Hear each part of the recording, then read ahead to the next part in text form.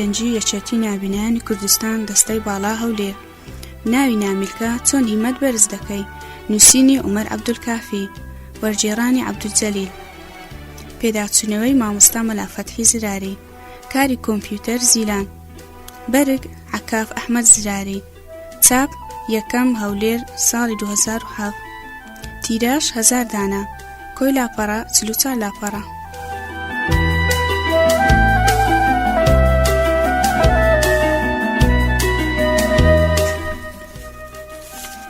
ئامادەکردنی حوسام جەلال. خوێندنەوەی بێگەر. جێبەجێکردنی دەنگ. ڕۆژگار شادی.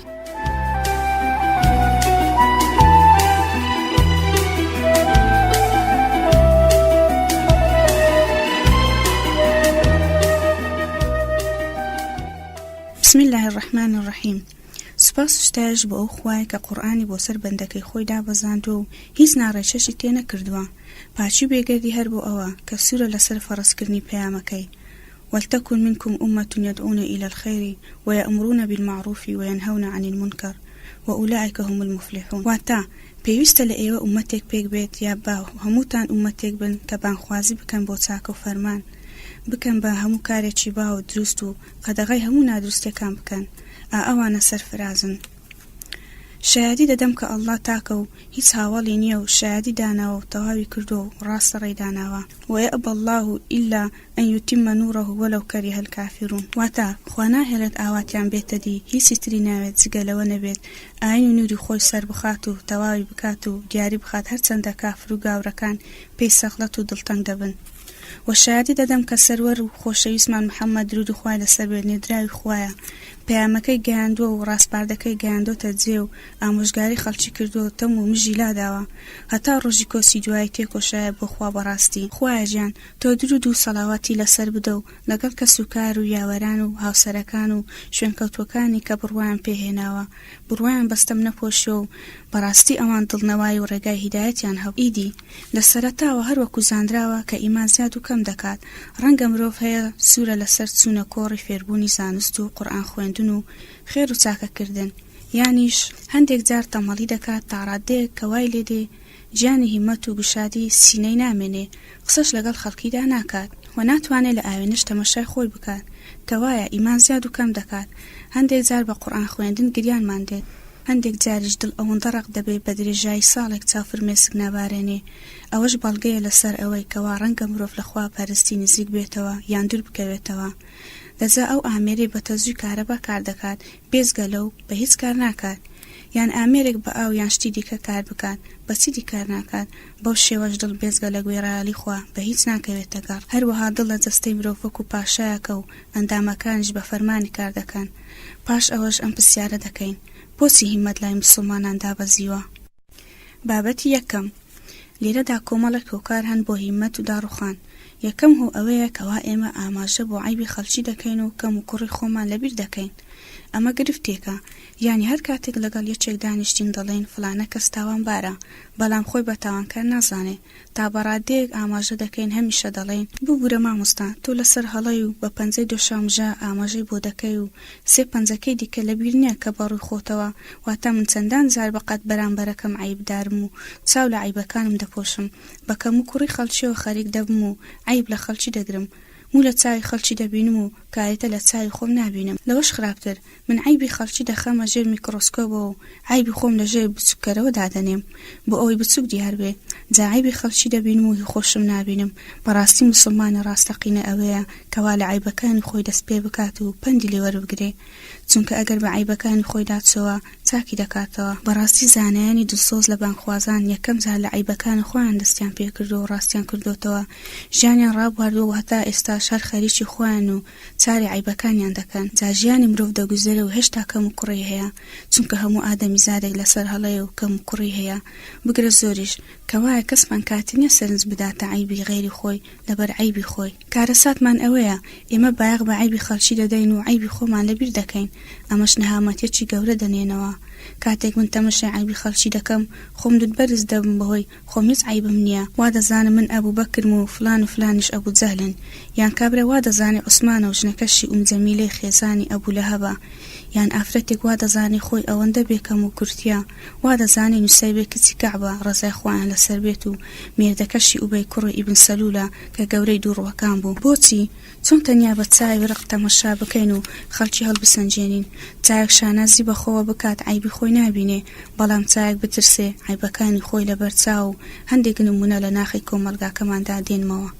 کەسێکمان کسێکی دەبێ ئەوەندە جوان نییە، بەڵام چونکە خۆشیان دەوێ لەگەڵ دایکەکە دەڵێن پرچی قژنە بەڵام خوێنی شیرینە، چونکە ئەو های دەبینن. بەڵام ئەگەر تەمەشای بووکەکەی خۆی بکات دەڵێ لا حول ولا قوة إلا بالله، واتە پێی ناشیرینە. سەرەڕای ئەوەش ڕەنگە بووکەکەی شاجوانی جوانان بێ، بەڵام چونکە بووکێتی نایەتە بەرچاوی. هەروەهاش ئەو کەسەی عیب لە خەڵکی دەگرێ هەروایە عیب لە خۆی ناگرێ. لەبەر ئەوە بەڕاستی لە مێژووی ئافرەتان زۆر بە ئافرەتێکی تابعی سەرسامم کە باوکی زانا بوو، کاتێ شووی کورد و گوازرای و ماڵی زاوا و خەڵکەکە بڵاوەیان کرد و شەو داهات و چوونە پشت پەردەی بووک و زاوایەتی و بووکەکە دەرگای داخست و بە زاوای گوت ئەی باوکی عەبدوڵڵا، من دەمەوێت چەند قسەیەکت لەگەڵ بکەم. زاواش گوتی فەرموو. بووکەکە گوتی ئەی باوکی عەبدوڵڵا، خۆت دەزانی پێشتر نە من تۆم دەناسی و نە تۆ منت دەناسی و نە لە نێوانماندا دۆستایەتی و دڵداری هەبووە، لە زانکۆ پێکەوە نەبووینە پێکەوە پیاسە بکەین. جا ئێستا پێم بڵێ تۆ حەزت لە چ شتێکە تا بیکەم و دڵت لە چ شتێک نییە هەتانەیکەم. ئیدی سوپاس و سەلامت لێبێت. خەڵکی دەڵێن لە دەرەنجامی ئەو ژن و مێردە بەختەوەرە 13 کوڕ و کچی منداڵی قورئان لە بەریان لێکەوتەوە، قەتیش لە ژیانیاندا ڕووی نەدا کە ژنە تووڕە بێ لە مێردەکەی یا مێردەکەی لە ژنەکەی تووڕە بێ، بۆ جارێکیش ئەمە ڕووی نەدا، چونکە هەر یەکەیان ناخی بەرامبەرەکەی ناسی بوو. جا کاتێک من سەرنجی عیبەکانی بەرامبەرەکەم دەدەم، ئەوە من لەگەڵ هەندێک لە عیبەکانی دەژیم و عیبی زۆرە، و هەروەها ئەویش لەگەڵ بەشێک لە عیبەکانی من دەژی، تەنها سەرنج نادەینە لایەنێکی عیبەکان. بابەتی دووەم، ئێمەی مسلمان بە تەواوی لە ئاین تێنەگەیشتینە. قورئانی پیرۆز 6236 ئاەتە. ئەو ئاەتانەی باسی پەرستشەکان دەکەن ژمارەیان 110 ئاەتە. جا ئەگەر ڕێژەی بەرامبەر ئاەتەکان بەراورد بکەین، دەبینین کە لە قورئاندا ئاەتەکانی باس لە خواپەرستن دەکەن تەنها 63 بەشی بەشێک دەگرێ. واتە ئەگەر نوێژ بکەم و ڕۆژوو بگرم و زەکات بدەم و حەج بکەم و شەهادە بێنم و فەرمان بە چاکە بکەم و نەهی لە خراپە بکەم و تا دوایی، ئەو جا ئەو کاتە تەنها یەک بەشم لە 62 بەشەکانی قورئان جێبەجێ کردووە و گەیاندومە.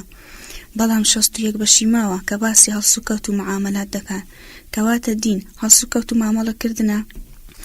گوتیان ئەی پێغەمبەری خوا صلی الله علیه وسلم، فلانە ژن چاکەکارە و نوێژ دەکات و ڕۆژوو دەگرێ و شەو نوێژ دەکات و خێر دەکات، بەڵام جیرانی بە زمان ئازار دەدات. خۆشەویست فەرمووی جا چ خێرێکی پێماوە؟ واتە چاکە و خێری ژنەکەی ڕەت کردەوە چونکە ئازاری جیرانی دەدا. کابرایەک لە زمانی پێغەمبەر صلی الله علیه وسلم جیهادی دەکرد و کوژرا و هاوڵان تەمەشایان کرد و بە پێغەمبەریان گوت پیرۆزی بێ بە خۆی شەهید بوو. جا پێغەمبەر صلی الله علیه وسلم فەرمووی لو ترون ما أرى لرأيتم قبره قد اشتعل عليه نارا من أجل شملتي قد غلها من دون وجه حق. واتا ئێوە چۆن دەزانن ئەوەی من دەیبینم ئێوە بیبینن کەوا ئاگر لە گۆڕەکەی بەربووە لەسەر ئەوەی عەبایەکی بەناحەق شاردەوە. واتە پارچە قماشێک بە دزی خۆشەویست صلی الله علیه وسلم هەرچەندە ئەو پیاوە خەباتکار بوو، بەڵام دزی کرد و لە دەستکەوتەکانی غەزاکە بەنهێنی پارچە قماشێکی بۆ خۆی بردبوو، مۆڵەتی لە پێغەمبەری خوا وەرنەگرت بوو، بەڵێ تووشی قوربەسەری و سوتانی گۆڕ بوو لەسەر عەبایەک. جا ئەو کەسەی کە لە دائیرەکەی کاغەز وەردەگری بەبێ مۆڵەت بۆ خۆی نامەی لەسەر دەنووسێ، ئەمەش سوتان و حەرامە. یان کاتێک هەر لە خۆمەوە تەلەفۆنی نووسینگەیەک یان دەستگایەک بەکاردێنم و پەیوەندی بە خێزانمەوە دەکەم لە خێزان و ماڵ و منداڵ و خاڵ و مام و یان هەر خزمێک، ئەوەش حەرامە، چونکە ئەم تەلەفۆنە موڵکی من نییە و تایبەتە بە دەستگاکە و کاروباری دەستگاکەوە یان کۆمپانیاکەوە، و من موچەکەم بەوە حەرام دەکەم یان بەشێکی لێ حەرام دەکەم بۆ هەڵسوکەوتانم. کەواتە هۆکاری هیمەت بەرزکردنەوە تێگەیشتن لە بنەڕەتیەکانی دینەکەمان. یعنی ئەگەر من نوێژەکانم بکەم هیچ سوود بە تۆ دەبەخشم؟ نەخێر، چونکە بۆ خۆمە، بەڵام نوێژەکانم دەبێت لە خراپەکاری و گەندەڵی بمپارێزێ و هەروەها نابێ باسی ناموسی تۆ بکەم و زەمت بکەم و مافت پێشێل بکەم و دووڕوویت لەگەڵدا بکەم. ئەوە بەروبوومی نوێژەکان. کەواتە ئەوەی سوودی بە تۆگەیان بەروبوومی نوێژەکانە، نەک خودی نوێژەکان، چونکە سوودی نوێژەکان بۆ خودی خۆم و بەندایەتی نێوان من و خوای خۆمە. ئەدی نێوان من و تۆ کوا بەروبوومی نوێژەکان؟ هەر کەسێک نوێژەکانی قەدەغەی نەکەن لە خراپەکاری و گەندەڵکاری و چەپەڵی هیچ خێری ناگات و خێری تێدا نیە بێزگە لە دوورکەوتنەوە لە خوا. کەواتە پرسەکە پەیوەستە نەک چەندەکەیەکی جیاواز، کەواتە خواپەرستی لەگەڵ جوانکاری هەڵسوکەوتی جوان ئاوێتە دەبێ. بەڕاستی هیمەتبەرزی پێویستە سەرەڕای ئەو هەموو گۆڕانکاریانەی دەوروبەرمان چ شتێکە موسڵمانە ڕاشبین و بێ ئومێد دەکات. مسلمانان ئەمڕۆ ڕەفتار لەگەڵ ئەم واقعە تاڵە و ڕۆژ ئاوا دەکەن هەروەکو پەریەکان لەگەڵ زاتی سلێمان پێغەمبەر سەلامی خوای لەسەر یان دەکرد لە پاش مردنی سلێمان پێغەمبەر سەلامی خوای لەسەر بێت چەند ڕۆژ بوو مردبوو، بەڵام لەسەر گۆچانەکەی ڕاوەستا بووە تا مۆرانە هات و دارگۆپاڵەکەی خوارد و کلۆری کرد. ئەوجا حەزرەتی سلێمان کەوتە سەر زەوی. ئەوجا جنۆکەکان زانیان ئەوە چەندان ڕۆژە سلێمان مردیە، بەڵام نەیانزانی بوو هەر کاریان ئەکرد. ئەم ڕۆژەموو ئەو پیرۆزانەی ڕۆژ ئاوا کەوا بنیاد نەنراون لەسەر دین و بیر و باوەڕ پەیوەندیان بە پەیامی خواوە نییە، هەر هەمویان سروشتی کەوتن و فەشەلن، چونکە هەر شارستان یەک پارچی لەسەر بنەڕەتی ڕەوشت و ڕاستی نەبێ ئەنجامەکەی هەر تێکچوونە. ئەرنۆد تویمی دەڵێ 52 جۆر لە شارستانیەتم خوێندووە، دیتم هەر هەمویان ڕووخاون لە بەردا ڕووخانی لایەنی ڕەوشتێکەیان. جا بەڕاستی شارستانیەتەکان هەر هەمویان دەڕووخێن ئەگەر بە دوای ڕووخانی ڕەوشتەکان دابن. ئێمەش ئەمڕۆ مامەڵە لەگەڵ ئەوان دەکەین، هەروەکو جنۆکەکان مامەڵیان لەگەڵ حەزرەتی سلێمان دەکرد هەرچەندە مردبوو، بەڵام ئەگەر ئێمە پەیامی ئیسلامان لە دڵەکانماندا ژیاندەوە ئەوە بارەکە دەگۆڕێ. ڕوبەعی کوڕی عامر کە هاوڵێکی بەڕێز بوو شڕەجلێکی کۆنی لەبەردا بوو چوە لای کیسڕای پاشای فارسەکان. کیسڕا بەگاڵتە جاری و سەرسوورمانەوە پێی گوت: پێپەتی چ شتێک وا لێکردی لە بیابانەوە بگەیە ئێرە؟ بە 3 خاڵ هاوڵەکە وەڵامی دایەوە سەرنج بدەنە وەڵامەکەی. هاتون بۆ ئەوی بەندەکان لە بەندایەتی بەندە ڕزگار بکەین بۆ بەندایەتی خوای بەندەکان. هاتون بۆ ڕزگارکردنی ستەمی ئاینەکان بۆ داوەری ئیسلام. هاتون بۆ ڕزگارکردنی خەڵکی لە تەنگی دنیا بۆ خفراوانی ئەو جیهان. گوتی: ئەی پاشا، لە نێوانمان تەنها 3 ڕێگا هەیە، یان ئەوەتە دێتە ناو دینی خوا، یان سەرانە باز دەدەی، یان شەڕەشمشێر دەکەوێتە نێوانمان. جاکە کیسڕا دیتی هاوڵەکان لەسەر جەنگ سوس بوون، سەرکردەی فارسەکان هەندێک خۆڵی لە بنی پێی خۆی هەڵگرت و خستێ سەر سەری هاوڵێکیان. ئەمەش بۆ سوکایەتی بوو. هاوڵێک تووڕە بوو، گوتی ئەوە ئاگر پەرستە و خاک بەسەری هاوڵێکی پێغەمبەر صلی الله علیه وسلم دادەکات کە پێغەمبەر دەستی پیرۆزی لەسەر سەری داناوە. جاکاتێک گەڕانەوە مەدینە پیاوەکە مزجێنی دانێ و گوتی: مەترسن و ئارام بگرن، بەخۆڵ بەسەرکردنەکەی بەسەرسەری من خاچی با و باپیرانی دۆڕان. هەروەها لەگەڵ ڕۆمەکان کاتێک هاوڵێک سەری پاشای ڕۆمەکانی ماچ کرد کە هاتەوە، جا عومەریش لەو پاداشتی فەرمووی: من لە جیاتی هەموو مسلمانان سەری ئەو پیاوە ماچ دەکەم، چونکە ئەو پیاوە بەسەر ماچکردنی توانی هەموو مسلمانان ئازاد بکات لە دیلی. جا هاوڵان گەڕانەوە مەدینە و بە ساغ و سەلامەتی. هەروەها پاش جەنگی قادسیەش هەموو فارسەکان مسلمان بوون و هاتە ناو دینی خوای گەورە.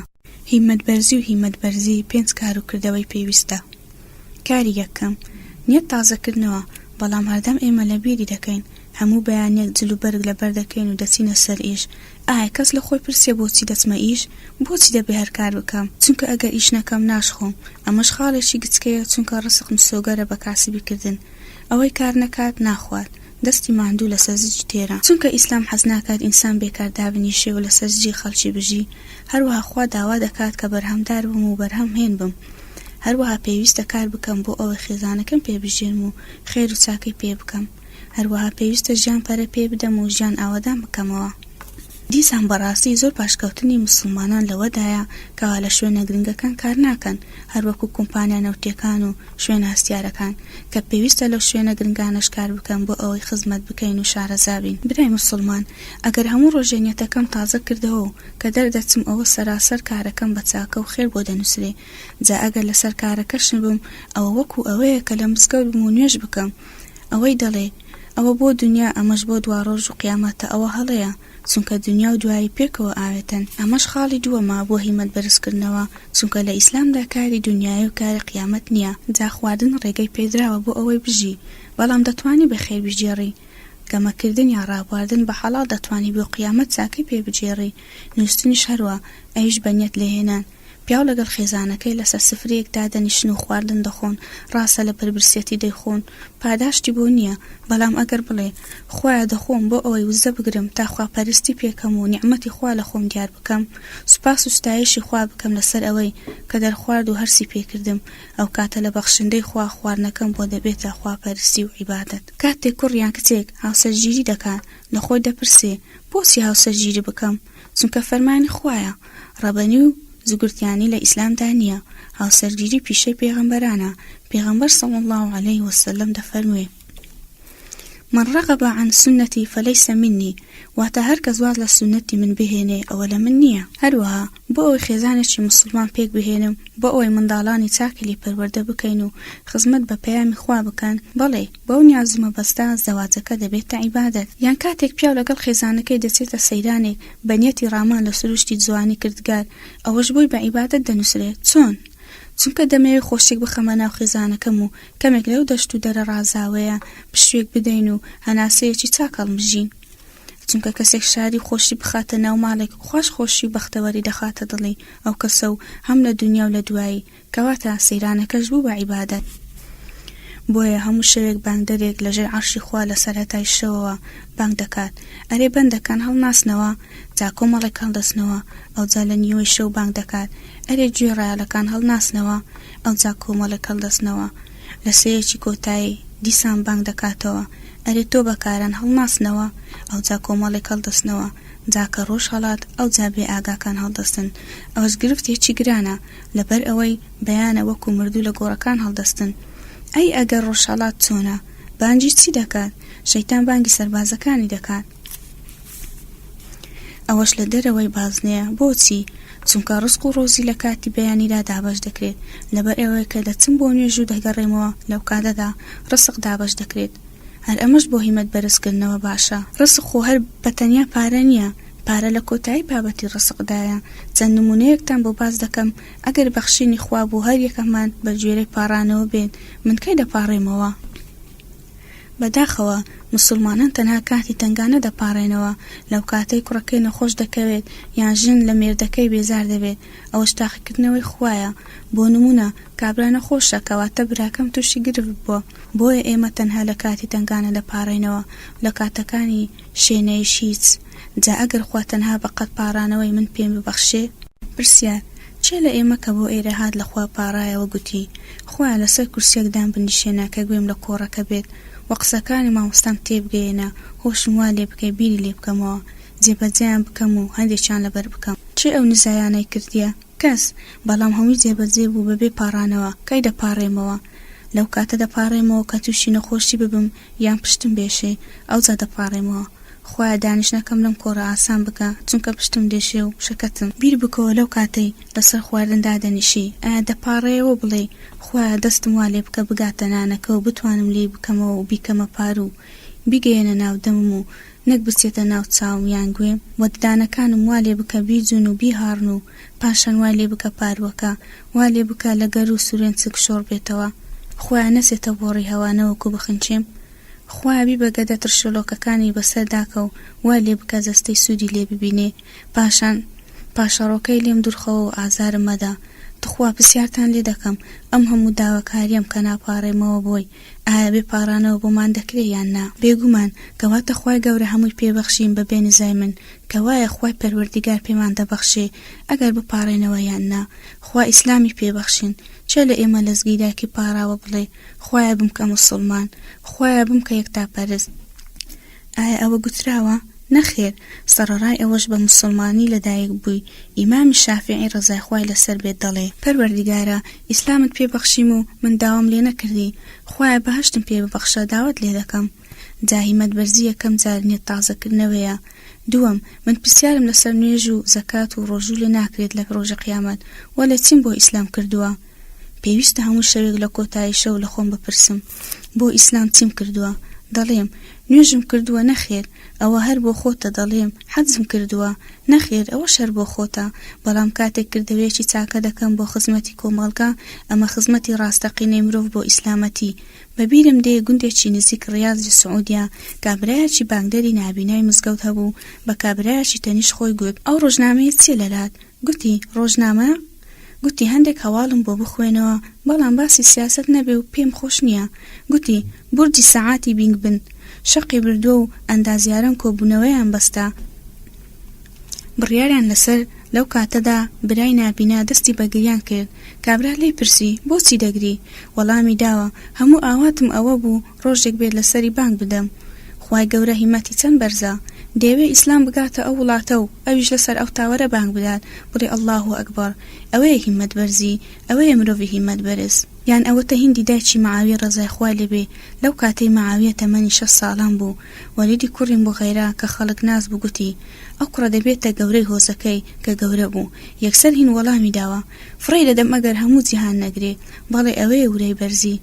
بەڵام ئێمە لە ناو خێزانەکانمان باوک بە کوڕەکەی تۆڵە لە خێزانەکەی دەکاتەوە، تۆڵە لە ژنەکەی دەکاتەوە، دەڵێ ئەو کوڕە بە خاڵەکانی دەچێت چونکە دەبەنگە، دایکەکە بەرپەرچی دەداتەوە، نا بە مامەکانی دەچێت. من چیم بۆ ئیسلام کردووە؟ پێویستە خۆم پێشکەش بە ئیسلام بکەم و بمە ئەندامێکی چاک. ئەوە تا 2 هاوڵی بەڕێز کە تەمەنیان 13 ساڵ بوو ویستیان بەشداری لە غەزای تەبوکدا بکەن، شمشێر بەدەست گرت بوو بەرامبەر خۆشەویست لەسەر پەنجە پێکانی ڕاوەستا بوو بۆ ئەوەی نەڵێن گچکەیە. جاکە پێغەمبەر بەیەکیان ڕازی بوو ئەوەی تر گوتی ئەوت وەرگرت و منیش زۆران بازی لەگەڵ دەکەم. بەڕاستی ئەوەیە هیمەت بەرزی. یان ئەسمای کچی ئەبوبەکر لەو کاتێکە حەجاج دەوری کەعبەیدا عەبدوڵڵا بە ئەسمای داچی گوت دایە گیان کەسم لە دەورە نەماوە، دەترسم لە پاش مردنم سوکایەتیم پێ بکەن و تۆش ئازار بچێژی. گوتی ڕۆڵە گیان نەترسی بەرخی نێر بۆ سەربڕینە و بەرخ پاش سەربڕین کەوڵکردنی زیانی لێ نادات. تۆ لەسەر حەقی یان ناحەق؟ گوتی حەق. گوتی دەیکەوایە بەردەوام بە پاشان گوتی وەرە ڕۆڵە گیانباتر لە باوەشت بگرم و بۆنێکرد بکەم. کاتێک لە باوەشی گرت هەستی بە شتێکی ڕاق کرد لەسەر سینجی. گوتی ڕۆڵە عەبدوڵڵا ئەوە چییە؟ گوتی دایە ئەوە زرەی ئاسنە هەتا شیر نەمگاتێ و نەم پێکێ. گوتی ڕۆڵە ئەو قەلغانە ناوێت تۆ شەهید بی لە پێناوی خوادا، تۆ بە ئەوەت پۆشی و هەتا نەمری؟ فڕێ بدە بابارت سوک بێ، شەروالێکی درێژ لەبەر بکە بۆ ئەوەی کاتی شەهید بووی لەشت دەرنەکەوێت لە بەرچاوی خەڵک. ئەو جا لەخوا پارایەوە کە لە ڕۆژی قیامەت پێچیان بگەێنێتەوە و کۆیان بکاتەوە لە بەهەشتی پڕ میهرەبانی خۆی و بیان گیرسێنێتەوە. بەڵێ بەڕاستی هیمەت بەرزی ئەو هەیە، ئەوەیە هیمەت بەرزی، نە ئەم شەو نخۆنی و دیار سەحن و هیتر. پێویستە ئەم بەسەرهاتە بۆ خێزان و ماڵ و منداڵ لە کوڕان و کچان و هاوسەران بجێڕنەوە و پەندی لێوەربگرین. شتێکی تر من پێشنیار دەکەم کاتی خێزان لە سفرەی خواردنی بەیانی ئێوارەی دادەنیشن ئەم سێکارە لەبیر نەکەن. یەکەم تەلەفۆن و مۆبایلەکان داخەن، چونکە بەڕاستی بۆتە سەر ئێشە بۆ خێزانەکان و کۆمەڵگە دادەڕوخێنێ، چونکە لێنەدانی زەنجی قسە و قسەڵۆک نامێنێ. دووەم با خێزان لە دانیشتنیان دەربارەی تەوەرێک بدوێن، وەکو باسی حکمەتێک یان جێڕانەوەی چیرۆکێکی پەن ئامێز یان بەسەرهاتێک یان هۆنراوەیەکی خۆش. سێم خێزان بۆ جۆرە لێک نزیک دەبێتەوە و سوود بە یەکدی بگەێنن، بەوەش دڵەکان زیاتر هۆگری یەکتر دەبن و بە پشتیوانی خوا. جا لە هیمەت بەرزی خێزان ئەوەیە کەوا خێزان هاوڕاو یەکگرتوو بن، پیاوی ژیر لە بەرچاوی منداڵەکانی ڕەخنا لە ژنەکەی ناگرێ و هەروەها خوشکانیش نابێت لە بەرچاوی منداڵەکانی عیب و ڕەخنە لە مێردەکەی بگرێت، چونکە منداڵان ئەوڕۆ دوو گروپن، گروپێک لایەنگری باوشی ئەوی دیکە گروپی دایکیان. ئەمەش کارێکی ناپەسەندە چونکە هیمەتی خێزان دادەڕوخێنێ. هەروەها لە هیمەت بەرزی ئەوەیە کەوا ئاین دەڵێ نابێت تەماشای لە خۆم باڵاتر بکەم، پێویستە تەماشای لە خۆم نزمتر بکەم، بەڵام لە دینداری دەبێ تەماشای لە خۆ بەرزتر بکەین و چاویان لێ بکەین. دەبێت سوپاسی خوا بکەم لەسەر ئەوەی نوێژەکانم لە مسکەوت دەکەم، بەڵام ئەگەر دیتم کەسێک قورئانی لەبەر کردووە دەبێ منیش چاو لەو بکەم، یان کەسێک دووشەمە و پێنجشەممە بە ڕۆژدوو دەبێ و فلان و فلان کەس هەموو ڕۆژێ خێر دەکات، پێویستە چاوی لێ بکەم و خۆزگە بخوازم وەکو ئەو بتوانم و بکەم. بەڵام لە کار و باری دنیای دەبێت تەماشای لە خۆم نزمتر بکەم. بۆ نمونە ئەگە من خانوێکی دوو ژوورم هەبوو دەبێت تەماشای کەسێک بکەم کە تەنها یەک ژووری هەیە، یان من سیارەم هەیە بەڵام کەسی دیکە نیەتی. بەڵام نیگبەتی لەوەدایە کە من سیارەم هەبێ و کۆم بێت تەماشای کەسێک بکەم، سیارەیەکی مۆدیل تازەی هەبێ داخ و کەسەری لەسەر هەڵکێشم، یان من 3 ژوورم هەبێ بەڵام بڵێم ئاخ فلانە کەس خانوێکی 5 ژووری هەیە. جا ئەگەر ئینسان تەماشای لە خۆ نزمتری کرد ئەوە چێژ لە نیعمەتەکانی وەردەگرین و ئەمە بۆ کاروباری دنیایی. بەڵام کاروباری ئاین دەبێت تەماشای لە خۆمان چاکتر بکەین و چاویان لێ بکەین، بەوەش هیمەت بەرزتر دەبێتەوە. نمونەیەک تاودێنمە بەرچاوان. بۆ نمونە گەر ئێستا کەسێک کات و دەرگای لێمان گرت، گوتی دەمەوێت چاکترین کەستان ببینم و لە دەرەوە دیداری بکەم. هەر هەمومان دەڵێن کاکە ئێمە باشترین و هەر کەس دەڵێ من، بەڵام ئەگەر بڵێ خراپترین و دوورترین کەستان لە خواچەیە دەمەوێ ببینم هەر کەسە دەڵێ من نا فلانە کەس تۆ بڕۆ، بەڕاستی هیمەت بەرزی ئەوەیە کە کار بکەم وابزام ناگەمە ئێوارە. بینە پێش چاوتان وا دەرگا کرایەوە فریشتەی گیانکێشان عیزرائیل لە دەرگایە دەڵێ من عیزرائیلم، کێ ئامادەیە؟ توخوا چێ دەڵێ من؟ کەس ئامادە نییە، خۆ ئەگەر بانگی کەسێک بکات دەپاڕێتەوە، دەڵێ کەمێک مۆڵەتم بدێ با کارێکی باش ئەنجام بدەم، وازم لێ بێنە گوناهم زۆرە، دەچم تۆبەیان لێ دەکەم ئەو جا دێمەوە. ئەوی تر دەڵێ قەردارم، دەچم قەردەکانم زۆرە دەیان دەمەوە. ئەوی دیکە دەڵێ ڕۆژ و قەردارم دەیان جێڕمەوە. ئەوی تر و منش دەڵێم نوێژ نەکەرم. کەواتە ئەگەر بەندە دڵنیا بکەوە عیزرائیل لەبەر دەرگایە ئەو جاکارەکانی چاک دەکات، لەبەر ئەوەیە گوتراوە هەر کاتێک قیامەت لەبیر کرا ئەو کاتە بەندە دەدۆڕێت. بۆچی لاسارەکان سەرپێچی دەکەن؟ چونکە لەبیریان چووە کە مردن هەیە، لەبەر ئەوەیە ڕۆژانە 17 جار لە ناو نوێژەکان دەڵێ مالکی یەومددین، واتە خاوەن و پاشای ڕۆژی قیامەت، واتە ڕۆژە دێک کە خوا ڕام دەگرێ و لێم دەپێچێتەوە و هەر خۆی پاشای ئەو ڕۆژەیە پێویستە ڕازی بکەم و خۆمی بۆ ئامادە بکەم بەڕاستی ئەو کەسە عاقڵە. کەواتە لە هیمەت بەرزی ئەوەیە کەوا من بە جیاوازی لە نێوان عاقڵ و نەفام بکەم، چونکە عاقڵ خواناس و چاکەکارە و لە خوا ترسا، لەبەر ترسانەکەی کاری چاکە و خێر دەکات و فەرمان بە چاکە دەکات و نەهی لە خراپە دەکات و تەمەشای حەرام ناکات و حەرام بە حەڵال دانانێ و هەمیشە خواکارەکانی قبول دەکات. بەڵام نەفام تاوانبارە و تەقەی سەری دێ و هەرچەندە تاوان و گوناهی زۆرە، بەڵام بێخەمە و دەڵێ بە پشتیوانی خوا دەچمە بەهەشت. چۆن؟ ئیمامی عومەر خوای لێ ڕازی بێت کەسێکی دیر لە بیناری کەعبەدا دوور کات نوێژی بە پەلەی کرد کە تەواو و پاڕایەوە و دەیگوت خوایە بەهەشتم بدێ و حۆری چاوگەشم لێمارە بکە. ئەوجا ئیمامی عومەر زۆری لێ تووڕە بوو، هەستا چاچی لێدا و پێی گوت بێسیفەت تۆ هاوسەری گرانت دەوێ و مارەی کەم دەدەی؟ واتە دەتەوێت بە دوور کات نوێژی بە پەلا خوا حۆریت بداتی و بچیتە بەهەشت. هەروەها لە هیمەت بەرزی ئەوەیە کەوا مرۆڤ لە سنووری خوا دەرنەچێ، باشترین شتەکەوا پێش ئەوەی بنووی لەسەر جێگەت دابنیشی و 5 خولەک بیر بکەوە ئەو ڕۆژدە چیت کردووە، لەوەش باشتر ئەوەیە لە پاش هەر نوێژێک 2 خولەک بیر بکەیتەوە چیت ئەنجام داوە لە بەیانیەوە، درۆت کردیە یان غەیبەتت کردیە یان مافی فلانت پێشێل کردووە یان بە چاوی خراپ نەزەرت کردیە یا هەر چێکت کردووە و ناڕەوایە، ئەوە پێویستە تۆبەی لێ بکەین و پەشیمان ببینەوە. خۆشەویست صلی الله عليه وسلم دەفەرمێ ما بین الصلاة والصلاة والجمعة للجمعة كفارة لما بينهما ما اجتنب الكبائر. واتە نێوان نوێژ و نوێژ هەینی هەتا هەینی سڵینەوەی تاوانەکانی نێوانیانە، هەروەکو هەتا قاپێک بشۆم هێدی پاک دەبێتەوە، چرک و تەنی نامێنێ پشت بەخوا.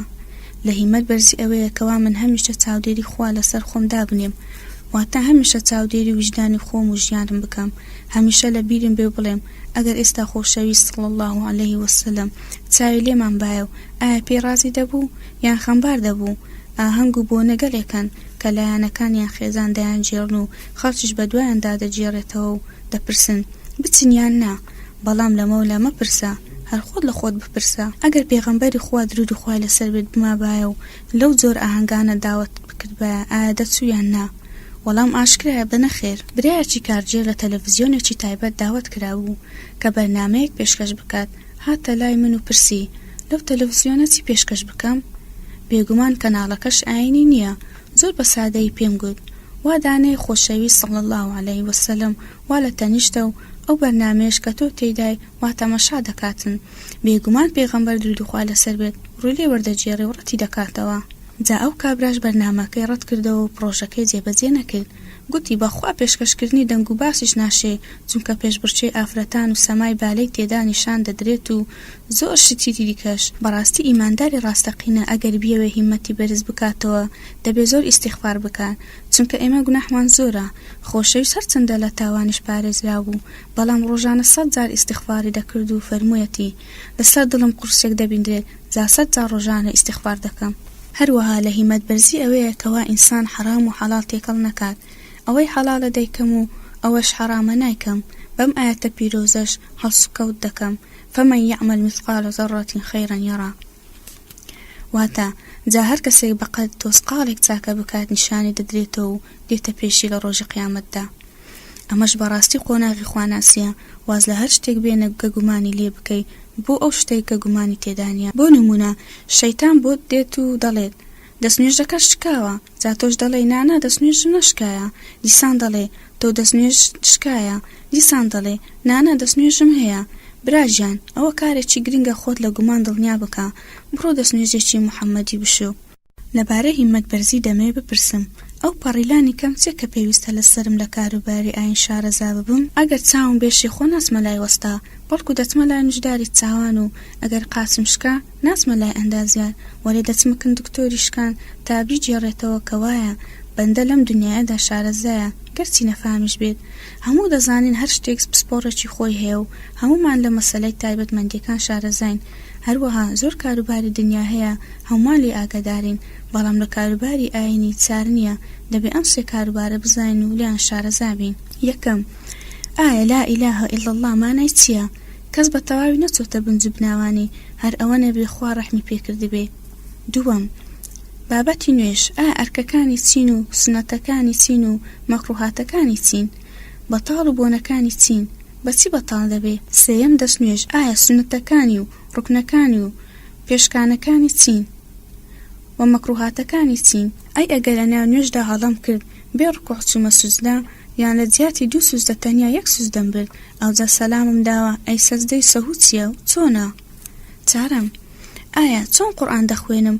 ئایا هەروە پێویستە بخوێندرێ و بەس، یانیش پێویستە بە تەجوید بخوێندرێ و مامۆستایەک فێرمان بکات لە تەجوید شارەزامان بکات؟ پێنجەم، کەواتە ئەمە ئەو پەڕیلانی کەیە کەوا پێی ببینە موسڵمان. ئەمەش هیمەت بەرزی دەوێ کاروبارەکانمان بە شارەزایی و وردەکاری جێبەجێ دەکەین کە دنیای بن و پرسیار لە هەر شتێک لە تایبەتمەندی خۆی دەکەین، بەڵام کاروباری ئاین فەرامۆش دەکەین. جا لە هیمەت بەرزی ئەوەیە کەوا هەست بە هەموو کارێکی درشت و دیکەی بەلانی کەم شارەزایەمان لێ هەبێ و بزانین چۆن هەڵس و کەوتی پێ دەکەین. بەرپرسانی جاران ئەگەر بیان دیتایە کابرایەک دەوێ بازرگانی بکات، بانجان دەکرد و پێیان دەگوت دەتەوێت بازرگانی بکەی؟ دەیگوت بەڵێ. جا لەبەر دەستی زانایەکی بەرز فێری فقهی کڕین و فرۆشتنیان دەکرد بۆ شارەزابوون لە مامەڵە و لە حەرام و حەلال و ڕەهن و بەکرێدان و هەموو شتێک بۆ ئەوەی بتوانێت بە شەرعی کڕین و فرۆشتن بکات و تووشی حەرام نەبێ. کەواتە هیمەت بەرزی موسڵمان ئەوەیە کە واسنووری شەرعی خوا نەبەزێنێ و هەمیشە لە کەم و کوڕی چاودێری خۆی بکات و خۆی ڕاست کاتەوە لە هەڵەکان. لە کۆتاییدا پیاچاکان فەرموویانە بێگومان خوا سێشتی لە سێشتی شاردۆتەوە. یەکەم، تووڕەی خۆی لەسەر پێچکاری شاردیتەوە، جا تاوان بەکەم مەزانێت. چێ دەڵێ شتێک سەرپێچی خوا بکەوی لەوە ڕاخوا لێ تووڕە نابێت؟ دووەم، ڕەزامەندی خۆی لە گوێڕایەلی کاری خۆی شاردیتەوە، جا کەوایە لە گوێڕایەلی خوا کەم تەرخەمی مەکە و چێ دەڵێ لەو شتەی تۆ گوێڕایەلی تێدا دەکەی ڕەزامەندی خوات بەرناکەوێ. سێیەم، خوا وەلی خۆی لەناو بەندەکانی خۆی شاردیتەوە، کەوا هیچ بەندەیەکی خوا بەکەم مەزانە، ڕەنگە ئەو کەسە وەلی خوا بێ و تۆش نەیناسی بۆیە ڕێزی هەموو کەس بگرە. جا ئەگەر بەم شێوەیە هیمەت بەرز بکەینەوە دەگەینە پلە و پایەک. هەر وەکو نمونەی عەلی ڕەزای خوای لەسەر بێ دەڵێ زۆر پەرۆشی دیداری خۆشەویست بووم صلی الله علیه وسلم لە سەردەمی خلافەتی. ئیمامی عومەر ڕەزای خوای لەسەر بێ عەلی دەفەرموێ نووستم لە خەونمدا پێغەمبەرم صلی الله علیه وسلم دید، قاپێک ڕووتابی پێبوو، عەلیش خورمایەکی وەرگرت و خستیە دەمی و دووەمی وەرگرت و نەیخستە دەمی، بەسەردا بە ئاگا هات، هێشتا شیرینی خورماکەی لە دەمدا مابوو. دەڵێ چوومە مزگەوت و گوتم پاش نوێژ بە عومەر دەیژێڕمەوە، هەر کە نوێژەکە تەواو بوو ژنێکم دید هاتە مزگەوت سەبەتەیەک خورمای بەدەست بوو. دایە عومەر ڕەزای خوای لەسەر بێت. جا عومەر خورمایەکی خستە دەمی، پاشان دووەمی خستە دەمی من. جا بەخوا هەمان شیرینی خورمای خەونەکەم لە شیرینی خورمای عومەر کرد. جا عومەر کاتێ دانیشت سەر و خورمای پێدەداین، منیش حەزم دەکرد خورمان بداتێ. جا عومەر سەرنجی دام و فەرمووی ئەی عەلی ئەگەر خۆشەویست درود و خوای لەسەر بێ زیاتری بدابای منی زیاترم دەدایە. عومەر لەکوێ زانی؟ بەڕاستی ئەمەیە بەرزی هیمەت و واتە هیمەت بەرزی وای لە عومەر کرد کەوا ئەوەی عەلی دید بووی لە خەوندا عومەریش هەمان خەونی بینی بێ. یان بەسەرهاتی عومەر لەو کاتەی لە مەدینەدا بوو، ساریە خێزانیش لە مەدائین لە عێراق لە وڵاتی فارسەکان بوو، هاواری کرد ساریە بڕۆنە سەر چیاکە بگرن. ئەوە چێ بوو چاودێری گەلەکەی دەکرد لە گەلە گورجیستەم؟ بێگومان عومەر ئەمە لە کاتی وتاردا بوو، جاوتارەکەی تەواو کرد. جا عەلی لێ پرسی، گوتی گەورەی موسڵمانان تۆ چ ڕستەیەکت گوت پاش و پێشی نەبوو؟ فەرمووی چی؟ گوتت ساریە بڕۆنە سەر چیاکە، چێ بوو ئەوانی لەستەم ڕزگار کرد؟ فەرمووی لەو کاتەدا شتێک بە خەیاڵم داهات کەوا پلانێک بۆ ساریە لەلایەن سوپای دژمنان دانراوە ئەگەر ئاگاداری بکەم سەر دەکەون. جا پاش 3 مانگ لە کاتی سوپا و ساریە هاتنەوە بەخوا لە فلانە کات و ڕۆژ ئێمە لە ڕۆژی هەینی گوێمان لە دەنجی عومەر بوو دەیفەرموو ساریە بڕونە سەر چیاکە. جا سەرنجماندا پلانێک بۆماندانرا بوو بە قسەی عومەرمان کرد و سەرکەوتین و دەرباز بووین. عومەر چەند دوور بوو بە هەزاران کیلۆمەتر خۆ موبایلی پێ نەبوو کە وایە دڵی مرۆڤ پلە بە پلە بەرز دەبێتەوە تا دەگاتە هیمەت بەرزی. سبحان الله. قسەکەم بم بەسەرهاتا کۆتا دێنم کە بەسەر خۆم هاتووە ئەویش لە بابەتی بەخەیاڵدا هاتنە شێخێک دەناسم ڕەحمەتی خوا لێبێ زۆر پەیوەست بوو بەخوا. ئەم زانایە جێی پەنجەی لە جیهانی ئیسلام دیارە وا ڕێکەوت دانیشت بوون ڕۆژنامە نووسێک پرسیارێکی لێ کرد. شێخەکە وەڵامی بە فتوایەک دایەوە کە بەڕاستی بەدڵی من نەبوو، سەرم سوڕما هەرچەندە ئەو مامۆستای من بوو. ڕەخنەم لێگرت. جا بە منی گوت تۆ ڕەخنەت لە فتواکەی من هەیە؟ گوتم ببوورە. پێکەنی و گوتی واتە تۆ ناڕاستی بووی؟ فەرمووی تۆ سەربەستی ڕەخنە بگرە. بەڕاستی هەر دەتگوت شەیتان سواری دڵم بوو، سەردانەکەیم پێ ناخۆش بوو. من هەر 2-3 ڕۆژ دەچوومە سەردانی، ئەوجا 2 هەفتە دوا کەوتم و نەچوومە لای. جا 2 هەفتەی پێچوو لەو کاتەی لە ژووری خۆم لە نووسینگەکەم دانیش بووم، سەرەخەیەک بردمیەوە دیتم وا شێخ دێتە لام بە ئاگا هاتم گوتم ئەوە بەڵگەی چوونی منە بۆ لای ئەو. جانوێژی بەیانیم کرد و چوومە لای. کە چووم گوتی تۆ نایتە لام هەتا خۆم سەردانم نەکردی. سبحان الله. لەو جۆرە پیاوانە هێتا ئێستاش لەم سەردەمەدا هەرماون، بەڵام ئەمە پلەپایە بە نەرم و پاکبوونەوەی دڵ دەبێ. ئەو جاوەکو ئاوێنە ڕۆشن دەبێتەوە لە دەورەوەیدا ناوە خۆی دەبینێ هەروەکو ژوورەکانی بەهاشت. ئەمەش قەت ڕوونادات تەنیا بە هیمەت بەرزکردنەوە نەبێت. لە خوای گەورە دەپاڕێمەوە کە هیمەتمان بەرز بکات هەتا تاقی ئاسمان و کردەوە چاکەکانمان لێ قبول بکات. هەروەها لە هیمەت بەرزی ئەوەیە کەوا ئارام بگرن و ئەم پەیامەش بخوێنەوە و خوا پاداشمان بداتەوە لەسەر زەحمەتیەکان. جا ئەگەر ئەوەتان نەخوێن بێتەوە خوا یار و پشتیوانتان بێت، بەڵام ئەگەر ئەوەی کە دەتان ویست گوێتان لێبوو ئەوە سوپاس بەخوا و فەزلی خوایە و منەتباری خواین. ئیتر خوا پایدارتان بکات. وەسەلام عەلەیکم وەڕەحمەت الله وبەڕەکاتوه.